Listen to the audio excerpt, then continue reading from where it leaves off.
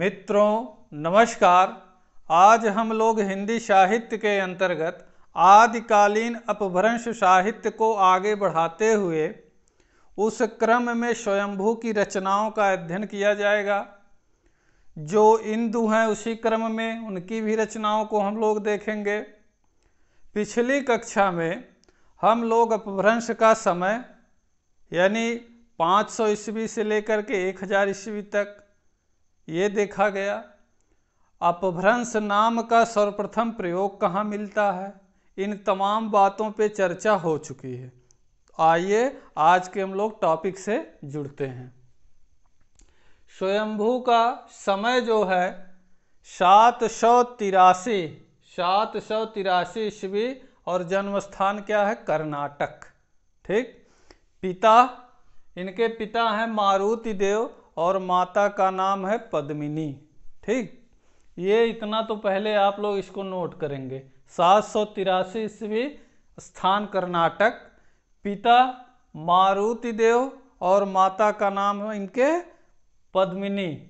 पुत्र हैं त्रिभुवन, जो मोस्ट इम्पॉर्टेंट हैं पुत्र, क्योंकि इनकी भूमिका है, यहाँ से प्रश्न बनता है। ठीक है, अभी प्रश्न से हम जोड़ेंगे आपको।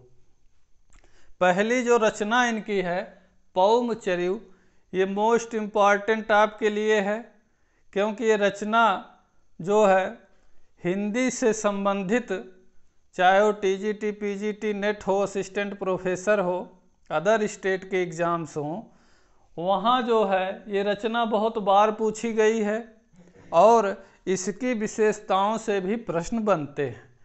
तो मेरा प्रयास इस रचना के साथ यही है कि जितने भी प्रश्न बन सकते हैं मैं कोशिश करूंगा आपको बताने की। ठीक, तो आइए देखते हैं इसको। पौमचर्यु पहली रचना, समय इसका क्या है 8वीं सदी। ये आपको ध्यान रखना है, खास करके यूजीसी नेट जो है, एनटीए नेट और जेआरएफ के लिए यहाँ से जो है समय पूछता है। तो जब आपसे कालक्रम पूछा जाएगा तो समय इसका क्या याद रखना है, 8वीं सदी। ठीक, आइए और इसकी विशेषताओं को जो है हम जानते हैं। 5 कांड हैं इसमें, 90 संधियाँ। शैली क्या है, रचना शैली इसकी कैसी है, कड़वकबद्ध, यानी जिसमें दोहा और चौपाई का क्रम होता है। ठीक, रचना शैली में राम कथा का विस्तृत वर्णन है इसमें। ठीक, राम जी के चरित्र का विस्तार पूर्वक इसमें वर्णन मिलता है। ठीक, इसकी विशेषता है, प्रमुख विशेषताएं हैं। और यह काव्य ढांचा इसका कैसा है, कह रहे हैं कि जैन परंपरा के आवरण में अधूरा प्रबंध काव्य है। ठीक, अधूरा क्यों कहा गया, इस पर चर्चा हम थोड़ा सा किए थे, क्योंकि यहाँ जो है स्वयंभू ने स्वयं जो है केवल 83 संधियों को जो है इन्होंने 83 संधियों की रचना की थी। बाकी जो 7 संधियां बची थी इनके पुत्र जो त्रिभुवन हैं इनके द्वारा पूरा किया गया उस प्रबंध काव्य को। ठीक है, तो काव्य का स्वरूप कैसा है, प्रबंध काव्य है। ये जानते रहिए कि प्रबंध काव्य में क्या होता है, व्यक्तिगत वस्तु या जीव के बारे में वर्णन होता है। ठीक है, जो है व्यक्तिवाचक संज्ञा जहाँ होगी, समझ जाइए प्रबंध काव्य वहीं से जुड़ा हुआ होगा। ठीक है, क्योंकि इसको भेद भी होते हैं, महाकाव्य, खंड काव्य, प्रबंध काव्य, तो यहाँ आपको जो है कंफ्यूज नहीं होता है। अगर किसी व्यक्ति विशेष की बात हो रही है तो प्रबंध काव्य ही रहेगा उसका रूप। ठीक, और आगे है कि ये साहित्यिक दृष्टि से श्रेष्ठ काव्य की संज्ञा इसे मिली है। किसको, पौमचर्यु को। ये भी प्रश्न बना है कि साहित्यिक जो है महत्ता इसकी क्या है, इसका महत्व क्या है। तो साहित्यिक दृष्टि से अगर देखा जाए तो पौमचर्यु जो है श्रेष्ठ काव्य की जो है श्रेष्ठ काव्य में इसकी गणना की जाती है। यहाँ बात वही है कि त्रिभुवन ने 7 संधि जोड़कर काव्य पूरा किया। प्रश्न आपसे बनेगा कि निम्नलिखित में से अधूरा क्या है, अधूरा काव्य क्या है। तो पौमचर्यु जानते रहिए अधूरा था। ठीक है, पूरा किसने किया, स्वयंभू के पुत्र त्रिभुवन ने 7 संधियों को जोड़कर काव्य पूरा किया। काव्य कैसा है, प्रबंध काव्य। वर्णन किसका है, राम कथा का वर्णन विस्तार पूर्वक है और जैन परंपरा के आवरण में, ठीक, जो जैन परंपरा उस समय चलती थी उस आवरण में, उस तरीके से इसको जो है कथा को रखा गया है। अब और थोड़ा सा हम अंदर देखते हैं तो प्रथम कांड, 5 कांड हैं, तो प्रथम कांड का शीर्षक पूछ सकता है आपसे, उसका नाम है विद्याधर, ठीक। और अपभ्रंश एवं जैन परंपरा के प्रथम कवि ये माने जाते हैं। अपभ्रंश के तो हैं ही ये, जैन परंपरा, जैन साहित्य परंपरा के भी ये प्रथम कवि माने जाते हैं, स्वयंभू, ठीक है। उपाधियां इनकी क्या है? अपभ्रंश का वाल्मीकि इनको कहा जाता है। कतिपय विद्वानों ने इनको जो है कालिदास और व्यास की भी संज्ञा दी है जब आप साहित्य उठाएंगे, लेकिन आपको प्रमुख जो याद रखना है अपभ्रंश का वाल्मीकि, ठीक है। भोला शंकर व्यास वगैरह जो है इनको वाल्मीकि की संज्ञा दिए हैं। स्वयंभू ने अपनी भाषा, जो इनकी खुद की भाषा थी, उसको इन्होंने क्या नाम दिया? देसी भाषा। ये प्रश्न बन चुका है, ठीक है। देसी भाषा, अपनी भाषा, जो ये रचनाओं जिसमें जिस भाषा में रचना करते थे उसको इन्होंने देसी भाषा कहा है, ठीक। तो ये जो इतने प्रश्न हैं यहाँ से, ये सभी कहीं न कहीं पूछे गए हैं, 2-1 बातों को छोड़ करके 2-1 बात बढ़ाई गई है इसमें, वो आपके आगे की तैयारी के लिए है, ठीक। क्योंकि फॉर्म आने वाला है असिस्टेंट प्रोफेसर वगैरह का, तो हो सकता है कि केवल परंपरागत ही क्वेश्चन न हो, कुछ थोड़ा बहुत इधर उधर करेगा तो बात वहाँ फंसने लगेगी। तो जितना इससे बन पाया उतना क्वेश्चन बनाया गया है। आगे भी कक्षा इसकी लगेगी, देखा जाएगा और कुछ इसमें किया जा सके। आइए अब आगे इनकी दूसरी रचना हम देखते हैं, ठीक है। दूसरी रचना है ऋठिणेमिचर्यु। दूसरी रचना क्या है? ऋठिणेमिचर्यु। और इसका जो उपनाम है आरिष्टनेम या हरिवंश पुराण। ये आपको एकदम कंठस्थ होना चाहिए, आरिष्टनेम या जो है हरिवंश पुराण, ठीक है।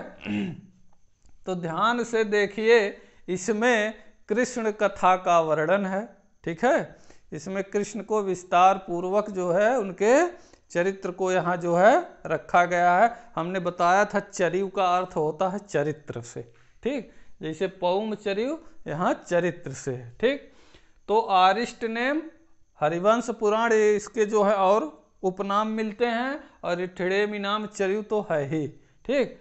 समय क्या है इसका? 8वीं शती, ठीक। पौम चर्यु का भी समय क्या है? 8वीं शती। और ऋठिणेम चर्यु का भी 8वीं शती समय है। ये भी प्रबंध काव्य है, क्योंकि इसमें व्यक्ति विशेष यानी कृष्ण का वर्णन है। कृष्ण की कथा को लेकर के ये प्रबंध काव्य आगे बढ़ता है, ठीक। जैसे यहाँ राम कथा से कथा आगे बढ़ती रहती है, वैसे यहाँ जो है कृष्ण कथा है, ठीक।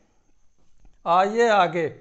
अब देखिए, समय इनका 783, रचनाएं दोनों 8वीं शती 8वीं शती। तीसरी रचना है पंचमी चर्यु। ये भी प्रबंध काव्य, इसमें ज़्यादा कुछ मिलता नहीं है, बस आपको जानते रहना है कि इनकी रचना है। कैसा है? ये भी प्रबंध काव्य है, ठीक। और लास्ट जो रचना इनकी है, चौथी रचना, स्वयंभू छंदस। इसमें छंद हैं, अपभ्रंश के ही छंद रखे गए हैं इसमें, स्वयंभू छंदस में। तो ये तो हुई स्वयंभू की बात, ठीक। आइए, 2 रचनाएं हैं, परमात्म प्रकाश 6वीं शताब्दी और योगसार 6वीं शताब्दी। 6वीं शताब्दी की दोनों रचनाएं हैं। रचनाकार कौन है? जो इंदु। रचनाकार कौन है? ये भी अपभ्रंश के ही कड़ी में है, जो इंदु। इनकी 2 रचनाएं, परमात्म प्रकाश और योगसार। समय क्या है इनका दोनों का? 6वीं शताब्दी दोनों का समय है। और जो इंदु का क्या समय है? 10वीं शती, ठीक। 10वीं शती। यहाँ जो इंदु का समय है, इसको जो है थोड़ा सा यहाँ मिस्टेक है, इसको हम सही कर देते हैं, ठीक है।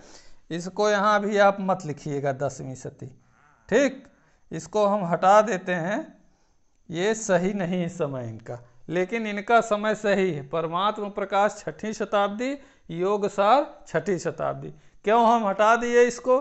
क्योंकि जब आप अलग अलग किताबों से जो है साहित्यिक जो है पुस्तकों से अध्ययन करेंगे तो अलग अलग जो है डेट यहाँ मिलेगा, तो आप कंफ्यूज होंगे। ठीक है, इनका मानक डेट हम बताएंगे, क्या है इनका मानक डेट।